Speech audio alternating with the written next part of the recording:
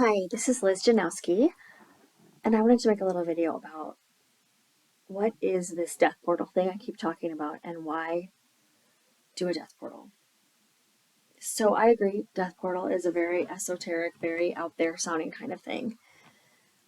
And why do it? So death portal is something that came to me, came to us, the group that I lead, when we were a very small group, when I was working on a goddess series that I had sort of originally formulated. And we were working on the goddesses Demeter and Persephone. The goddesses sort of came to me as an original grouping of 9. And when we were working between Demeter and to Persephone, and anyone who knows the story of Demeter and Persephone, Demeter, the mother of Persephone, her story is that she has to go to the underworld to get her daughter Persephone, who was taken by Hades, the god of the underworld. I was sitting one night with my dearest friends Ariel and Brenna talking about,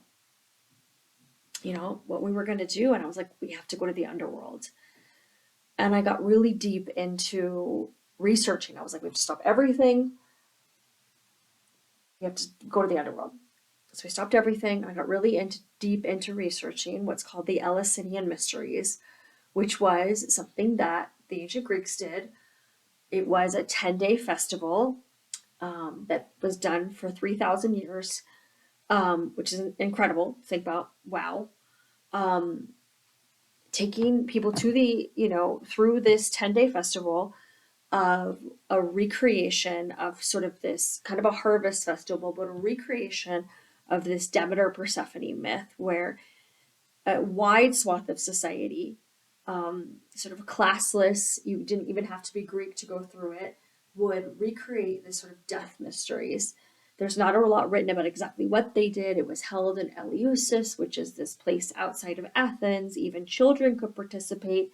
The only people who could not participate were people who had recently committed a murder, because it was considered that their like kind of karma wasn't clean enough to kind of do this mystery and then come out from the underworld clean. And so they would recreate this mystery. There were steps. So I read like many books, all the things that I could find. There isn't a ton, but every little like thread I could find to understand what had happened and to recreate these mysteries into a process that we could go through in one day in the format that I teach, which is a movement format, so sort of a dance format, followed by a meal, followed by a discussion. And so over the course of a month, I figured out how to put this together and offered this to 2 separate groups of people. And I was really proud of myself, and it came out fantastic. And then I found another piece, and it was a piece that came to me in a dream of going through these sort of 7 doorways that I called the 7 illusions that I thought you had to shed before your sort of soul could detach from your body and you could go sort of freely into nothingness, or sort of what I call formlessness. And so I added this second step. I added it separate from the Eleusinian Mysteries. It's called something I called Death Portal 2, and it was sort of this standalone thing. And then I found out about the goddess Inanna, who was an ancient Sumerian goddess. And this really predates the Greeks, can go back even maybe 10,000 years. So predating the Greeks by maybe 2,000 years. And I became very interested in this goddess Inanna. I read all the things I could find, and she has a story of going to the underworld and shedding 7 garments of clothing. And this kind of blew my mind because I had this dream about the 7 gateways and the 7 doorways, 7 illusions before I knew about the 7 shedding of garments. So I was like, ah. So I decided this year I was going to reoffer Death Portal, and I was going to combine Inanna's idea of 7 sheddings with my 7 illusions, with the original Death Portal, which I had you would sort of dance your funeral all together into one process.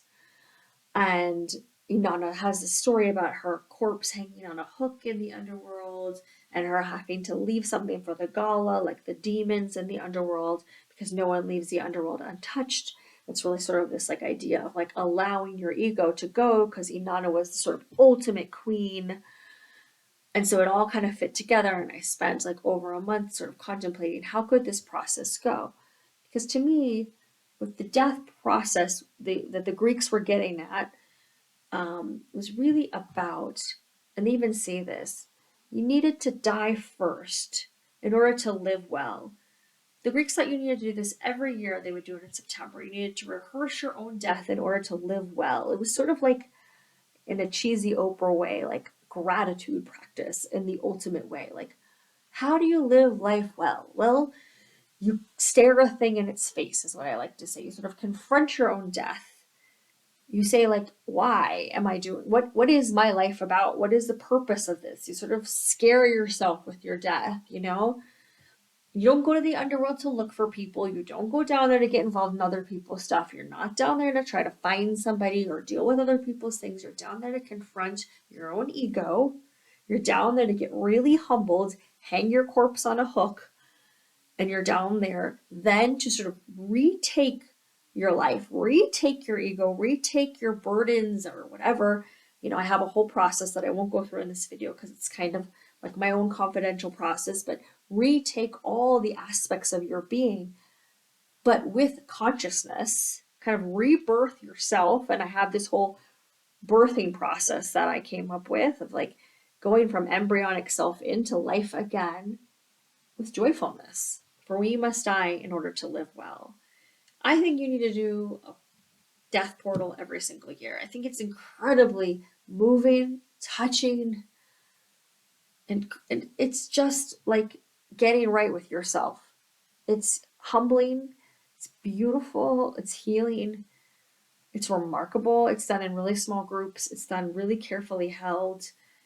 It's an incredible, I mean, you know, I'm using a lot of superlatives and adverbs, but it's just one of these processes that's like a very experiential somatic process. I think you could talk for years in therapy, but the somatic experience, the felt lived experience of dancing and moving and then laying on that sheet on the ground in your own grave for a while, sort of contemplating your own existence, being dust again, and then rebuilding yourself into life is just a fantastically moving process. And I am so honored that this work just came through me and that people trust me to do it. So that's what Death Portal is. And to me, it's the culmination. I do so much work recreating ancient mysteries and goddess work and all of the, you know, historical, thematic work I do.